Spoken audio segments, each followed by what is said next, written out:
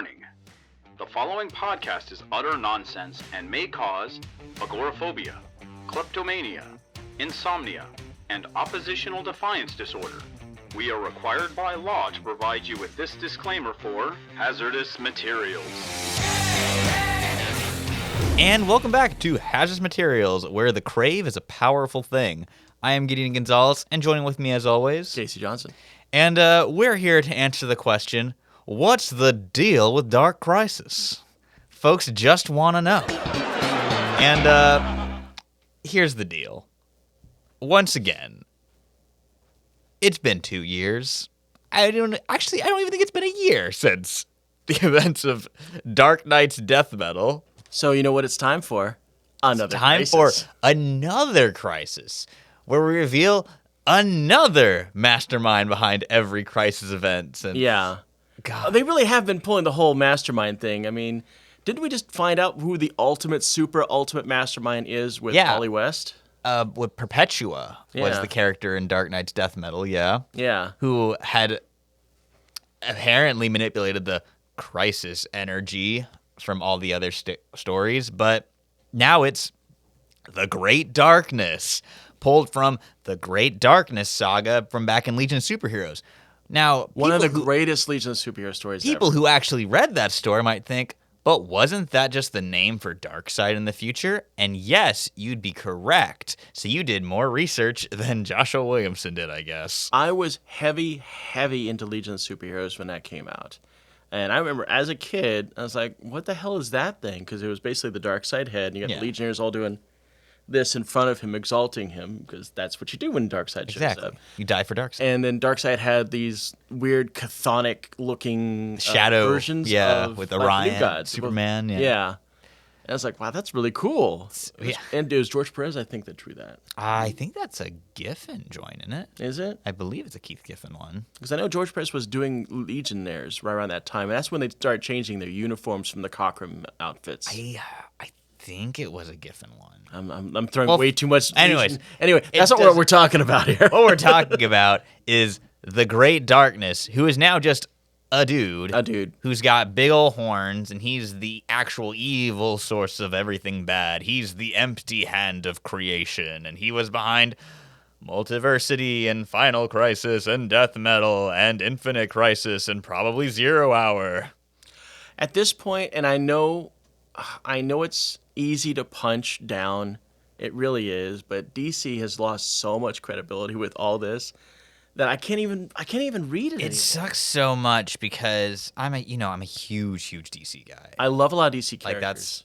I'm a ride or die for them. I got 2 DC characters in my top 5 ever. Yeah, but man, it's always it's one step forward, 2 steps back every couple years, like clockwork.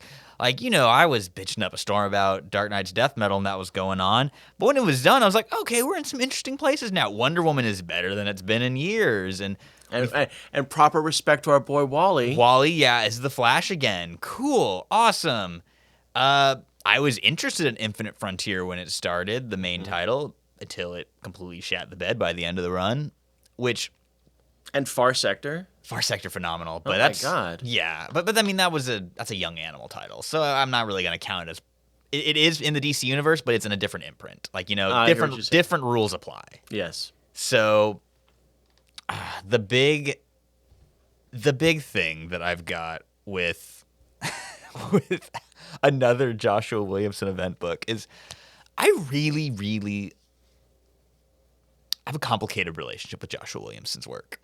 So I was introduced to him through his Image book with Mike Henderson, Nailbiter, which was a really awesome slasher horror comic about a town that produced a surprising amount of serial killers for being a small town in Washington State. Great book. Highly recommend tracking it down. I'm actually interested. It's like 30-issue run with like a 6-issue sequel miniseries. Super good. And so when he took over The Flash for DC Rebirth, I was like, hell yeah, this guy's going to write some good rogues. And instead we got an incredibly meandering, boring Flash series that tried to lantern core the Speed Force by having the Still Force and the Strength, all that nonsense. Oh, that's his thing. Yeah. And then the reveal that, all of the dumb stuff that happened was Professor Zoom running at super speed and whispering in people's ears to do dumb stuff. We talked about that on this show. Yeah, it was horrible. But then he wrote Speed Metal, a one-shot for Dark Knight's Death Metal. Mm-hmm. And Speed Metal was a Wally story. And it showed, this guy can write the Flash. But he chooses not to. Yeah, he's got... And, like, I don't know the guy personally, so I'm not going to, like, insult him or anything. I'm pretty sure he's not watching this show. There's a clear demarcation between his passion projects and the projects for a check. Mm-hmm. Like, for every... trying to think. For every nail biter, you get a Justice League Suicide Squad, which was one of the most soulless event comics I've ever read. But continuing, so... Williamson does Infinite Frontier, a 6-issue miniseries that brings back the Justice League Incarnate, a team that I was like, oh, hell yeah. A great Grant Morrison idea that once again they had left behind for DC. Like, all right, I'm giving you all of these cool ideas. Now y'all develop them and give them to other talent to like flesh out the universe. And DC was just like, no. But I was like, cool, finally they're doing something with Justice Incarnate. President Superman. Yeah, exactly. I was kind of mad because they got rid of Atomic Batman and replaced him with Flashpoint Batman, but I was like, whatever. Like, I'll check Flashpoint Batman's got some clout, though. Yeah, but, I mean, he's not as cool as radioactive Atomic Batman and his power armor riding a Dalmatian. No one can be. So... You had me at Dalmatian. Infinite Frontier winds up just being an overly long 6-issue mini about the Justice Society coming back again for the third time in a 2-year span. Actually, the third time in a 1-year span, because Doomsday Clock ended with the Justice Society returning, Dark Knight's Death Metal ended with the Justice Society returning, and then Infinite Frontier did. Which one of those was the one where Wally did it? That was Death Metal. Okay. So then we have... then that leads into the Justice League Incarnate book, which Infinite Frontier was bad enough that it made me not buy a Justice League Incarnate book. That's how that's how you know things are dire. Hands off. Okay. And Justice Incarnate, the last couple issues is when they introduced this idea of the Great Darkness being this entity who's been masterminding the Crises for years to destroy our multiverse. And there's also a Multiverse 2. Which Barry Allen gets booted to at the end of Infinite Frontier. So presumably that's where the Justice League will go in the next chapter of this thrilling saga, the death of the Justice League. Because we just did... Wonder Woman kind of died at the end of Dark Knight's Death Metal. I wasn't even sure if she was back yet. She is. Okay. Yeah, her solo series, which I loved this run, that was by Becky Cloonan, Will Conrad, and Travis Moore. Gorgeous, gorgeous story of Diana going through different afterlives and teamed up with Deadman. Great stuff. Get to see Viking Wonder Woman in Valhalla. So her being gone, was that the reason why we got the Wonder Girl series that we got? It does. It's weird because on paper, yes, but it winds up having no actual bearing on Yada's story at all. Because I know they canceled Wonder Girl recently, and then like 2 weeks later, we get this tiny little story of the Justice League being killed. And when I read this, I'm like, yeah, okay, whatever. Yeah. So, and the thing that gets me about it is it's like, the old guard is dead. But by the way, we substituted Hal Jordan for Jon Stewart, because screw you. Like, what the hell? Did Hal Jordan just forget his keys to get into the ship? Like, I know you look for any opportunity to bring my boy Hal down. And Hal IQ of a guacamole Jordan. As part of the elite, I'm happy that he is still alive, and I'm okay if I got to bend the rules to make it happen. Are you a member of Heat in the 90s? Hal's Emerald attack team. Oh my God, was that really a thing? I know that our boy Mars didn't have a lot of fans. Yeah, so Hal's Emerald attack team was a group of Hal Jordan super fans in the 90s. I didn't like Ron Mars. Who were so miffed. Yeah, they were just like putting out personal attacks against the dude and like buying out ads at like comic conventions and stuff. Oh man, it's just the one of my favorite stories is, we're getting a little off topic here, but is Ron Mars talking about how he confronted one of the guys at a convention, because the guy came up to his booth and was talking shit. He's like, well, here's the thing, I'm an actual person who you are threatening because of the life of a fictional character. and the guy just kind of like shut down and awkwardly shuffled off. It's just like It's weird how the conventions really bring out the gladiatorial nature of this kind of crap. But anyways, so We digress. So they've been using a lot of big buzzwords for Dark Crisis, and one of the biggest ones among them, of course, besides earth-shattering, nothing will be the same. 30 years in the making. 30 years in the making is legacy. Because DC loves to trot out the idea of legacy, but not actually do things with it. Because their intellectual properties are the Trinity, and nothing can stop that. Because it's so much easier to just trot out cardboard cutouts like Barry Allen instead of actual characters like Wally West. Yeah, I mean, how many kids does Superman have? I've actually lost track how many Superman. So, let's see. Back in the early 2000s, there was Cyril, who I really liked. She was cool. That's the black suit Supergirl. Yes, I dug Cyril a lot. I liked Chris Kent quite a bit in the mid-2000s. That was the Richard Donner creation, who was the son of Zod that Clark and Lois adopted. Oh, that's right. I remember that. And now we got a John Kent, who got sent to the future, or sent to Earth 3, aged up 10 years, and yeah. And now he's the Superman with the red borders on his outfit. Yeah, and like I like John Kent all right. He's fine. Yeah. I don't love his book. I'm not a huge Tom Taylor guy, but I like the character in concept. I think it's really interesting. So are they doing what they do with Marvel? Well, I can't really say what they do with Marvel because DC did this earlier. They're just sharing names. Yeah. Okay. So you've got so Superman is in Action Comics. He's out fighting on Warworld as like Space Superman. And John Kent is Superman of Earth. That's how they're doing it. Yeah, and I think that's a really good divide.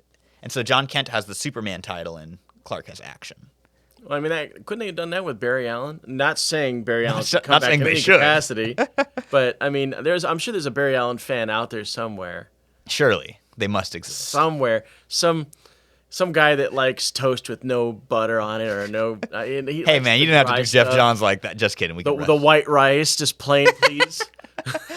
Putting on his Green Lantern cap and getting ready to write another Flashpoint adaptation. Oh my god! But anyways, Allen is the most boring character ever. So, the Justice League all die, but really get shifted over to Multiverse 2.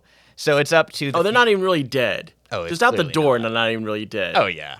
Oh they my say god. They mention in the solicit searching for the lost Justice League. So it's like, come on. Man. We knew it wasn't gonna be real. Listen, I showed up for this recording because I thought we were gonna deal with a dead Justice League, and you just completely bust that up for me. Yeah, the three of the like 10 preview pages they included for the Free Comic Book Day issue are like a big like wake. Like everyone's got their little candle out. And even Deathstroke is there. I don't know if I've ever brought this up, but I wonder if there's somewhere like a collection of Superman caskets. Like a museum. This is like the 3 Superman caskets. He just won't stop dying. We're just going to keep putting this S on this casket until he actually shows up in one. But yeah, so we're going to get a Justice League within the pages of Dark Crisis comprised of like the Jace Fox Batman, the John Kent Superman, Yada Flor Wonder Woman, hopefully Joe Mullane. But curiously enough, with Wally West as the Flash, which, I mean, cool, I'll take it. Yeah, I'll take it. But like, are we just completely forgetting the existence of Jess Quick, who was the non-binary Flash introduced in Future State, who I thought was really cool, and I wanted to see more of that character. Oh yeah, I remember that now. Yeah, okay. Where did they go? I thought that was like a far future kind of thing. I mean, the Future State stuff was so nebulous. And that was another issue with that line, though. We've also got the Flash of China. Oh yeah, yeah, I like her. She's running around with Avery's running around with Justice League Incarnate, I think. Yeah. So, right. But I digress. The freebie pages by Daniel Sampere look gorgeous. He's a great artist, and I haven't been a big fan of Action Comics. I think it's been a little bland, but his art has been beautiful on it. So when I saw that he was leaving Action to do a different project, I was like, cool. I'm really curious to see what he's gonna do. And then it's like, sorry. You get Metal 3. Which, funnily enough, the title Dark Crisis was what Dan DiDio was aggressively pitching to Scott Snyder to be the title of Dark Knight's Metal. Before he was ousted. Before he got the boot, and now he's been out for a year. They're like, let's dust this one off. That's gotta sting. Yeah. So, do you want to guess who, besides the Great Darkness, who is going to be the actual face they punch in this book?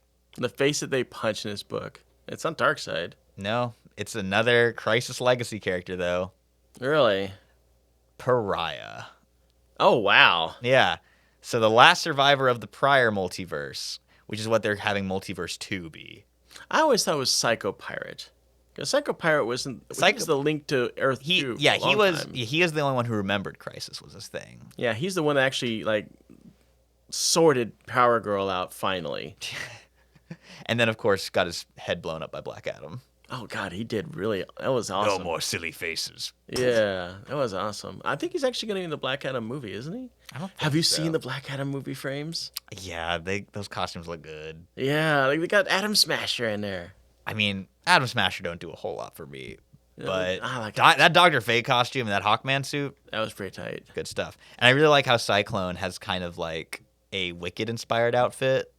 Well, Like the Legacy Cyclone did. She had like that green outfit with the striped socks and the witch. I just say, but hers was more like original Wizard of Oz, like Wicked Witch. Mm-hmm. This is more of like the Broadway musical Wicked. Like it's got a lot more of that kind of stylistic flares to it. Well, what's the word I'm looking for here? I think that's actually pretty cool that they did that. yeah. You know, as far as like design, it's like, okay, we got this tornado. Oh thing. yeah, it's rad. It's a girl. Let's lean into this. Yeah, let's lean into this whole Wizard of Oz thing. So, oh man, yeah, Dark Crisis. So yeah, I was reading a forum today, and everybody was looking at the newest comics, and I think the Thunderbolts came out.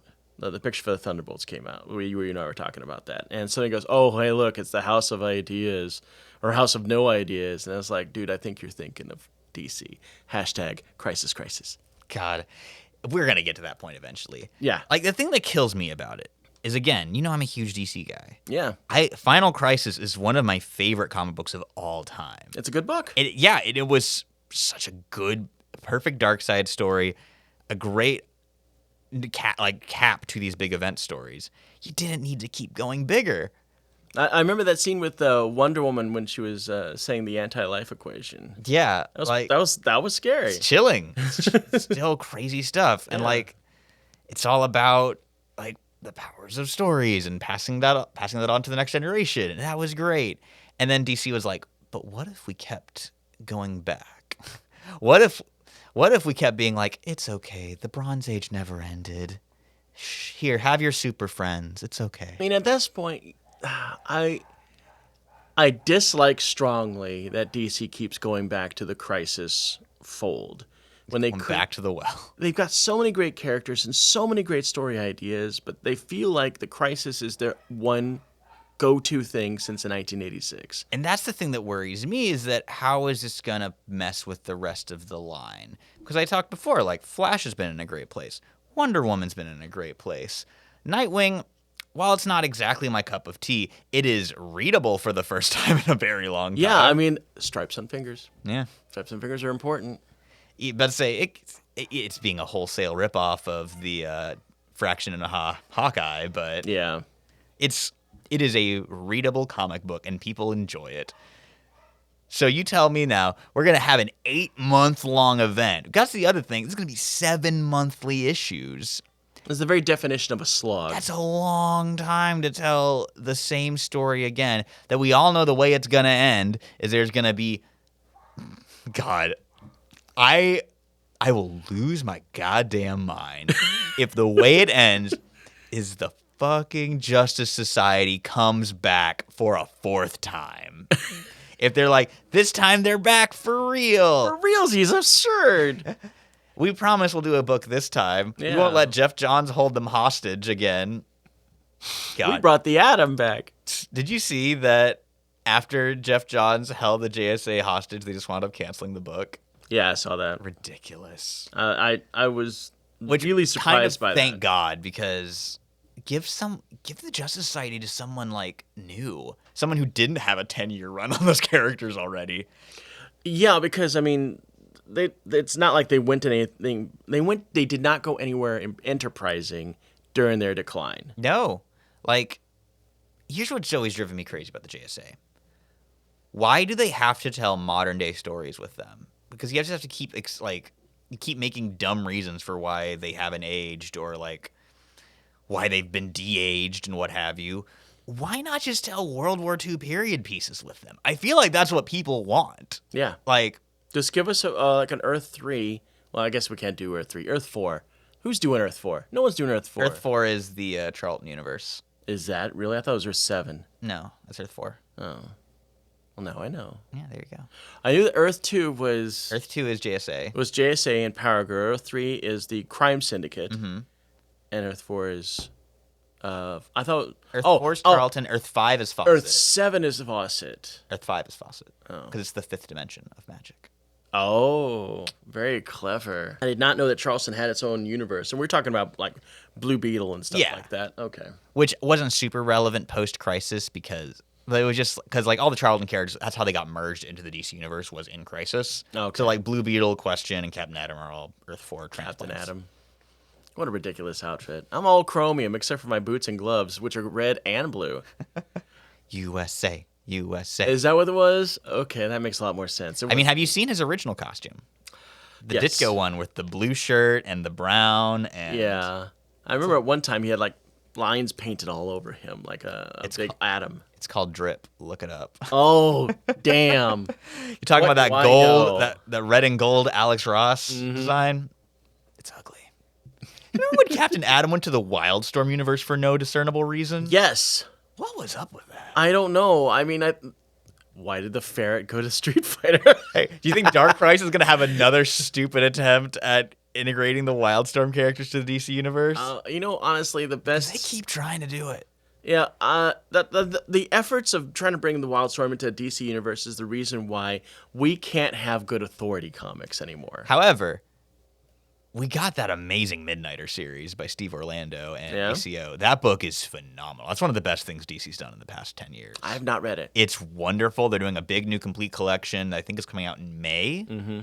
It's excellent, excellent comics. You get to see, Midnighter go to hell to save Apollo and beat up, if you're like some of the old Garth Ennis, like Hitman and Etrigan villains that he had created. Oh, okay. God, what was it? Baitor. Baitor, I think he does show up. Does Baitor show I up? think he does. Or at least one, like a demon like Baitor. For the uninitiated, Hitman was a comic that Garth Ennis did for a long time. Pretty much his only mainstream DC book. He did that, and he did The Demon. Yeah. Which is a lot of fun. Well, Baitor was this demon that basically just said his name Baitor, and he was the bartender at this bar that Hitman frequented. Yeah. And Noonan's. And the very last issue, the very last frame was Baitor actually saying something other than Baitor.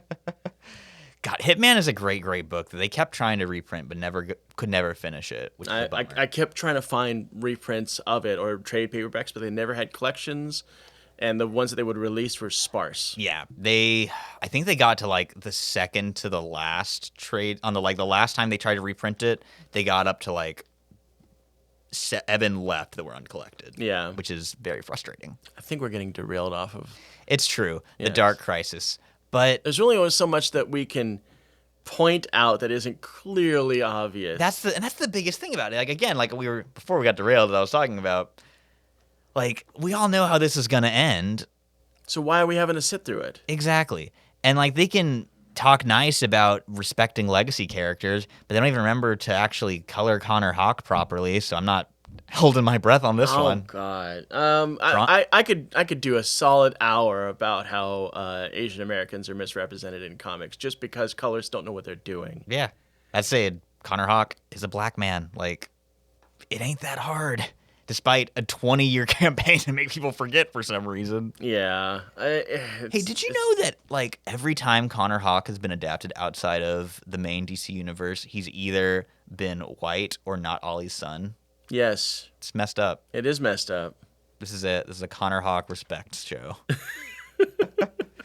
Anyways, I mean, if we're going to be talking about Connor Hawke respect, we're also going to be talking about Jubilee respect and how she became exceedingly white in everything, except even the most skilled artists that actually knew, okay, maybe she's Chinese. We should probably draw her as such. maybe. No. But they can say all the lip service they want about respecting legacy, but we all know it's just going to go back to Barry Allen and Hal Jordan co. leading the Justice League. Speed styrofoam. They'll be like, all right, you kids got your chance in the spotlight, but we'll put you back until we won't decide to trot you out again.